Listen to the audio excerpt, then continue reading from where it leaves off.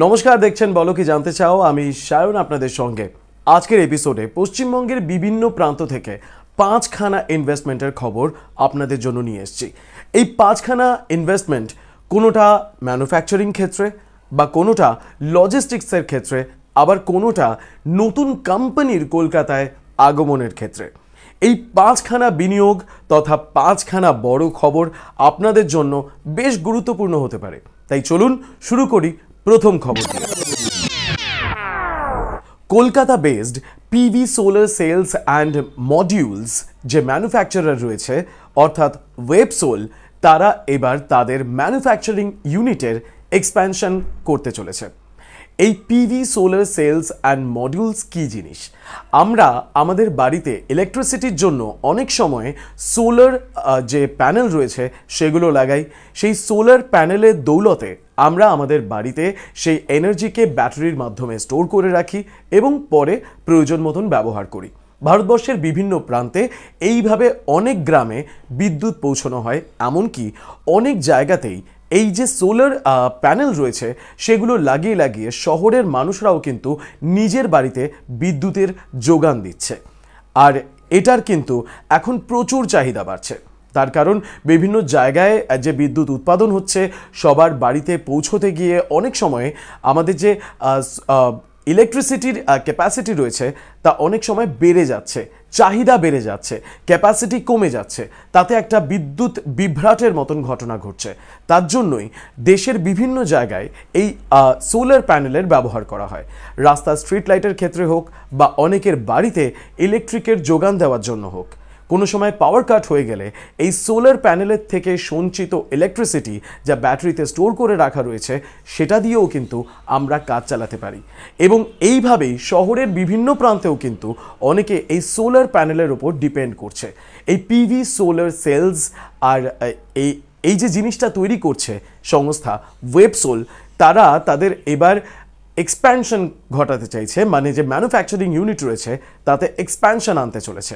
এই মুহূর্তে তারা 1.8 গিগাওয়াটের এই ইউনিট তারা তৈরি করে। 1.8 গিগাওয়াটের যে সোলার সেলস ম্যানুফ্যাকচারিং রয়েছে সেগুলো তারা তৈরি করছে।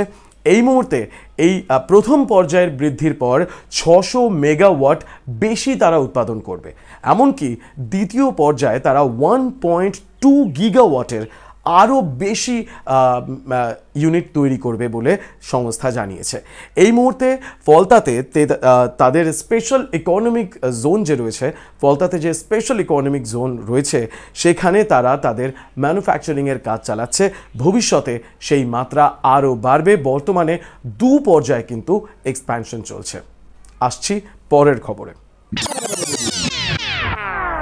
মুম্বাই বেসড টিভিএস লজিস্টিক্স এবং ইন্ডাস্ট্রিয়াল পার্ক যে সংস্থা রয়েছে তারা এই মুহূর্তে পাড়ি দিচ্ছে পশ্চিমবঙ্গে। শিলিগুড়িতে তারা 5 লক্ষ স্কোয়ার ফুট জায়গার মধ্যে তৈরি করছে তাদের প্রথম ফ্যাসিলিটি সেন্টার।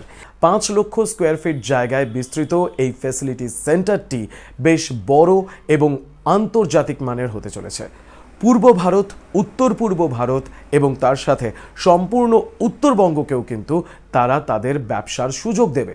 শুধুমাত্র তাই নয়, পার্শ্ববর্তী দেশ নেপাল, ভুটানও কিন্তু এর দ্বারা উপকৃত হবে। আর এর ফলে কিন্তু আমাদেরই রেভিনিউ জেনারেট হবে। শুধুমাত্র তাই নয়, এই লজিস্টিক্স পার্কে বিপুল সংখ্যক চাকরির সম্ভাবনাও রয়েছে। আর এই লজিস্টিক্স পার্কের বেশ সবথেকে বড় বড় ক্লায়েন্টের মধ্যে ফ্লিপকার্ট, আলস্টম এবং তার সাথে Cars24, টিভিএস নিজে এবং তার সাথে ক্রোমা, নেসলে ইত্যাদি ইত্যাদি সংস্থা জড়িত রয়েছে। আসছি পরের খবরে। ইউকে বেসড একটি সংস্থা ক্যান্টার এই মুহূর্তে পাড়ি দিচ্ছে কলকাতায়। বলা ভালো, পাড়ি দিয়ে দিয়েছে কলকাতায়। এই মুহূর্তে তারা ইনফিনিটি আইটি লগনে তাদের নতুন অফিস সেট আপ খুলেছে, যেখানে 200 জন ওয়ার্কিং প্রফেশনাল ইতিমধ্যেই কাজ শুরু করেছে। এই ক্যান্টার সংস্থাটি মার্কেটিং রিসার্চের ওপর কাজ করে এবং ডেটা অ্যানালিটিক্সের ওপর কাজ করে। এই সংস্থাটি আগে পার্ক স্ট্রিটে ছিল, কিন্তু এই পার্ক স্ট্রিটে থাকাকালীন এরা ইন্ডিয়ান মার্কেট রিসার্চ ব্যুরো সংস্থাটিকে কিনে নেয়। তারপরে এটি ওয়ার্ল্ডের টপ লিডিং সংস্থা হয়ে যায়। টপ লিডিং সংস্থা হয়ে যাওয়ার পর এরা তাদের এক্সপ্যানশনের বিষয়ে ভাবে, আর এই মুহূর্তে সল্টলেক সেক্টর 5-এর আইটি লগনে, ইনফিনিটি আইটি লগনে তারা তাদের নতুন অফিস স্পেস খোলে। 200 জন ইতিমধ্যে কাজ করছে, যেমনটা বললাম আগামী দিনে কর্মী সংখ্যা আরও বাড়বে। আসছি পরের খবরে।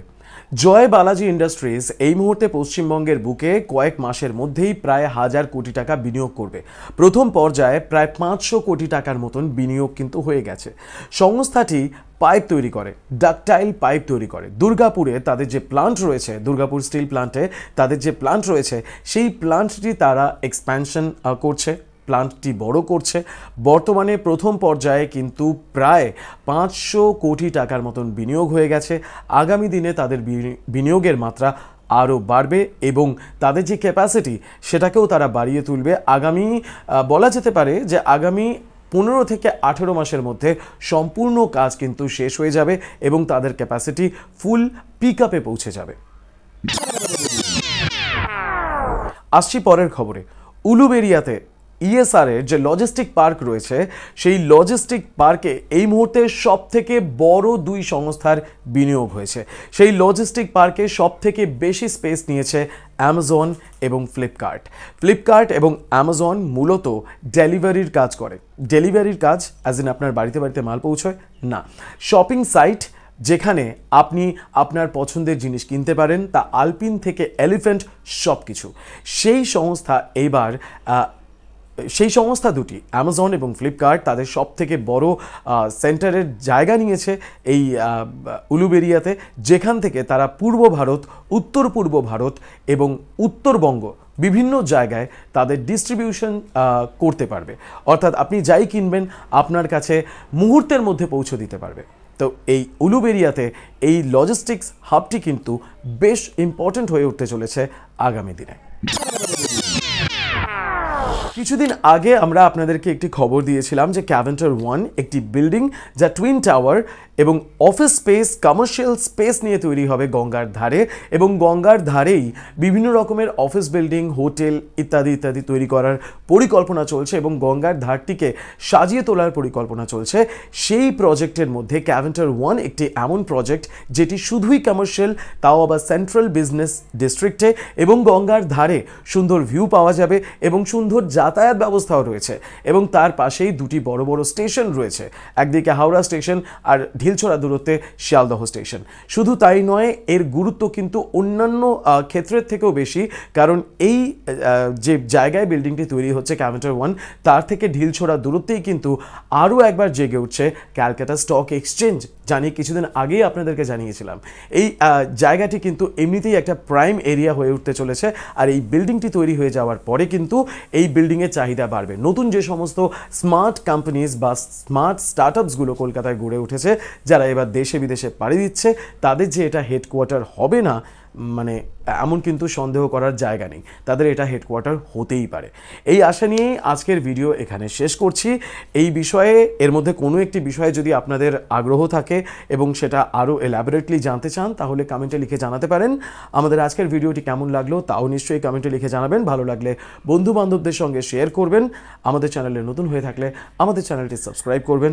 আবার দেখা হবে পরের এপিসোডে, ততক্ষণ ভালো থাকবেন। Ballo, ballo, ballo, ballo, que gente, tchau.